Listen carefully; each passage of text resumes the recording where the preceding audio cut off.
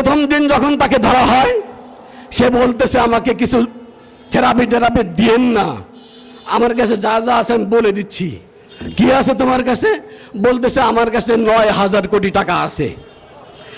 তারপরে যখন তাকে ছাড়া হয় নাই, তাকে প্রথম দিন থেরাপি দেওয়া হলো, দ্বিতীয় দিন থেরাপি দেওয়া হলো, তৃতীয় দিন থেরাপি দেওয়া হলো, চতুর্থ দিন থেরাপি দেওয়া হলো, পঞ্চম দিন থেরাপি দেওয়া হলো। তার মুখ দিয়ে বের হয়ে আসলো আমার সুইস ব্যাংকে 40,000 কোটি টাকা আছে। আপনারা ভাবতে পারেন একজনের কাছে যদি এই পরিমাণ টাকা থাকে, কিসের উন্নয়ন করেছেন আপনারা? পদ্মা সেতুতে লাগছে মাত্র 32 কি 33,000 কোটি টাকা। আপনারা জানেন আমরা মুসলমান, আমাদের মুসলমানদের দুনিয়া এবং আখিরাতে কিভাবে চলবে, দুনিয়া কিভাবে চলবে, মানুষ কোন নিয়ম নীতিতে চলবে, মরার পরে তার বদলা কে কি পাবে, এটা আমাদের সংবিধান আল কোরআনে রয়েছে, ঠিক কিনা? এই জন্যে আমরা যেন শুধু এতটুকু মনে না করি যে নামাজ পড়ি, রোজা রাখি, মসজিদ বানাচ্ছি, মাদ্রাসায় পড়তেছি, হয়তো এতটুকুর মধ্যে আমি থাকলে আমার হক আদায় হয়েছে, এটা ভুল। আপনাকে মনে রাখতে হবে, আপনাকে আল্লাহ তাআলা রব্বুল আলামিন যেই বিধান, যে গাইড দিয়েছেন এই ধর্মগ্রন্থে, শুধু ধর্মটুকুই নয়, আল্লাহর জমিনে কিভাবে আল্লাহর হুকুমত চলবে, মানুষ তথা দানব তথা সৃষ্টি জগৎ কিভাবে চলবে, এর রূপরেখা দেওয়া হয়েছে। আর এটাকে বাস্তবায়ন করার জন্য আশরাফুল মাখলুকাতকে দায়িত্ব দেওয়া হয়েছে। আমরা যদি আল্লাহর হুকুম পালন করি সেটা হবে ইবাদত, যা আমরা বিভিন্ন ওয়াজ মাহফিল মসজিদ মাদ্রাসায় শুনে থাকি, আমা খালাকতুল জিন্না ওয়াল ইনসা ইল্লা লিয়াবুদুন। আল্লাহ তাআলা রব্বুল আলামিন মানব এবং জিন জাতিকে তৈরি করেছে ইবাদতের জন্য। কিন্তু আপনাকে মনে রাখতে হবে, আমরা যদি আল্লাহর হুকুম পালন করি সেটা হবে ইবাদত। আর এই আল্লাহর হুকুমকে যদি কাউকে পালন করানোর জন্য চেষ্টা করি তাহলে সেটা হবে খেলাফত।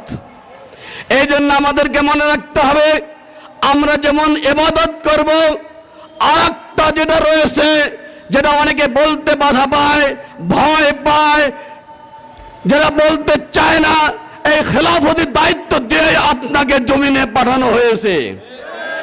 এই খেলাফতি দায়িত্ব পালন করতে হবে, কারণ উত্তম উম্মত কারা? যাদেরকে মানুষের কল্যাণের জন্য বাহির করা হয়েছে। উত্তম উম্মত কারা? শ্রেষ্ঠ উম্মত কারা? যারা মানুষের কল্যাণে কাজ করবে, তারাই হলো উত্তম উম্মত।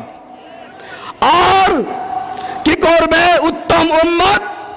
সৎ কাজের আদেশ দিবে না, সৎ কাজের অনুরোধ করবে। এই আয়াতের এই ব্যাখ্যা হয় না, আপনারা ওলামার কাছ থেকে ভালো করে জেনে নিন।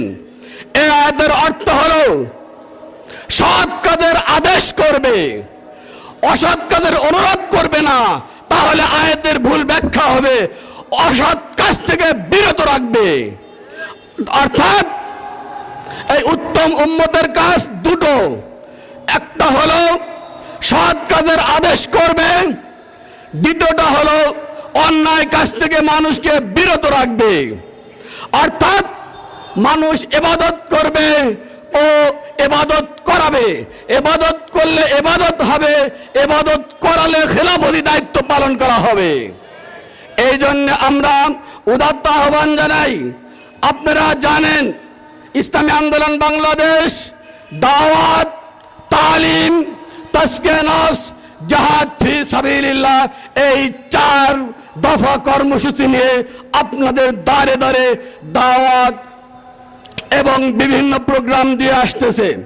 মনে রাখতে হবে, যদি ঘরে বসেই ইবাদত করে শেষ মনে করি আর এই সমাজে অন্যায় হতে থাকে, এই অন্যায়ের বাধা দিতে আমরা না দেই, তাহলে মনে করতে হবে আমার ইমানটা হলো আদাফুল ইমান, হাদিসের ভাষায় সবচেয়ে নিচের ইমান। আপনি যদি এক নম্বর ইমানদারের দাবিদার হতে পারেন, দাবিদার হন, তাহলে আপনার ইমানের মাপকাঠি হলো কোন অন্যায় দেখলে হাত দিয়ে বাধা দিতে যদি পারেন, তাহলে মনে করতে হবে আমি এক নম্বর ইমানদার। আর যদি কোনো অন্যায় হচ্ছে, হাত দিয়ে বাধা দিতে পারতেছি না, যদি মুখ দিয়ে বাধা দিতে পারি, তাহলে মনে করতে হবে আপনি দ্বিতীয় শ্রেণীর, দ্বিতীয় ক্যাটাগরির ইমানদার। আর অন্যায় হচ্ছে, সেই অন্যায়কে হাত দিয়ে বাধা দিতে পারতেছি না, মুখ দিয়ে বাধা দিতে পারতেছি না, সেই অন্যায়টা সমাজ থেকে কিভাবে তুলে দেওয়া যায়, সংগঠন তৈরি করে তার এই অন্যায়টা উঠানোর জন্য যদি চেষ্টা করি, তাহলে আল্লাহ রসুলের হাদিসের ভাষাটা হলো সে ইমানদার হচ্ছে আদাফুল ইমান। তাই আমি বলবো, ঘরে বসে তসবিহ টিপে নিজেকে ইমানদার দাবি করা মানে ধোঁকাবাজ ইমানদার। এই জন্য সময়ের দাবি, এই আমার জন্মভূমি থেকে আমাদের দেশ প্রেম আমাদের একটা ইবাদত, এই ইবাদতের জায়গা থেকে আমাদের এই দেশ থেকে হাজার হাজার কোটি টাকা পাচার হয়েছে। এই চোরদেরকে ধরতে হবে, এই চুরি করা টাকা ফেরত আনতে হবে, এই চোরদেরকে এই দেশের মাটিতে বিচার করতে হবে। এরা কি পরিমাণ টাকা চুরি করেছে আপনারা জানেন? কিছু কিছু পত্রিকা এবং মিডিয়াতে যা পাওয়া যায়, দু একজনের কথা বলতেছি আমি।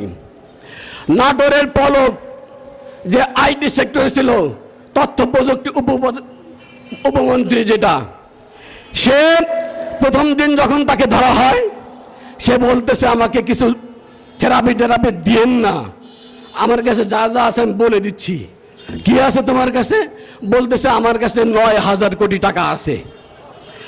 তারপরে যখন তাকে ছাড়া হয় নাই, তাকে প্রথম দিন থেরাপি দেওয়া হলো, দ্বিতীয় দিন থেরাপি দেওয়া হলো, তৃতীয় দিন থেরাপি দেওয়া হলো, চতুর্থ দিন থেরাপি দেওয়া হলো, পঞ্চম দিন থেরাপি দেওয়া হলো।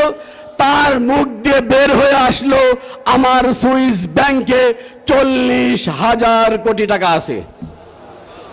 আপনারা ভাবতে পারেন, একজনের কাছে যদি এই পরিমাণ টাকা থাকে, কিসের উন্নয়ন করেছেন আপনারা? পদ্মা সেতুতে লাগছে মাত্র 32 কি 33,000 কোটি টাকা। আর একজন এমপির কাছে যদি পাওয়া যায় 40,000 কোটি টাকা। এস আলম গ্রুপ ইসলামী ব্যাংক থেকে নিয়েছে 50,000 কোটি টাকা।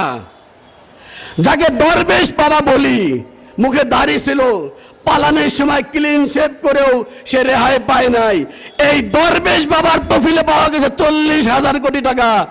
আর আমি আর আপনি বসে আছি তসবিহ, আর কি বলবো বলেন? এইভাবে যদি দেশ ধ্বংস হয়, আমি আর আপনি যদি বসে থাকি, কোন গজব যদি নাজিল হয়, এই গজব সর্বপ্রথম আপনি আর আমার উপরে পড়বে। এই জন্য ইমানদারের দাবি হলো অন্যায় করব না, অন্যায় করতে দেব না। আমি আরো কিছু তথ্য বলতাম, আমি এখানেই শেষ করব। আপনারা মনে করবেন কোরআন শুধু নামাজ, কোরআন শুধু রোজা, কোরআন শুধু হজ, কোরআন শুধু জাকাত না। কোরআন একটা কমপ্লিট জীবন ব্যবস্থা।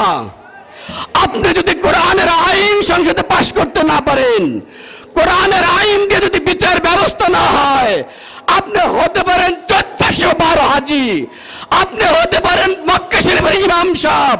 আল্লাহ তাআলা রাব্বুল আলামিন বলতেছেন, তুমি জালেম, তুমি ফাসিক, তুমি কাফের। এই জন্য আমাদেরকে বুঝতে হবে ইসলাম, আমাদেরকে বুঝতে হবে ইসলামী আন্দোলনকে, আমাদেরকে বুঝতে হবে চরমনাইকে, আমাদেরকে বুঝতে হবে খোলাফায়ে রাশিদিনকে, আমাদেরকে বুঝতে হবে হযরত মুহাম্মদ সাল্লাল্লাহু আলাইহি সাল্লামের তরিকাকে। আমি উদাত্ত আহ্বান জানাবো, আসুন পূর্ণাঙ্গ কোরআনকে ফলো করি, কোরআনের পূর্ণাঙ্গ আইনকে বাস্তবায়ন করার জন্য চেষ্টা করি। এই বলে শেষ করছি। ওয়া আখির দাওয়ানা আলহামদুলিল্লাহি রাব্বিল আলামিন।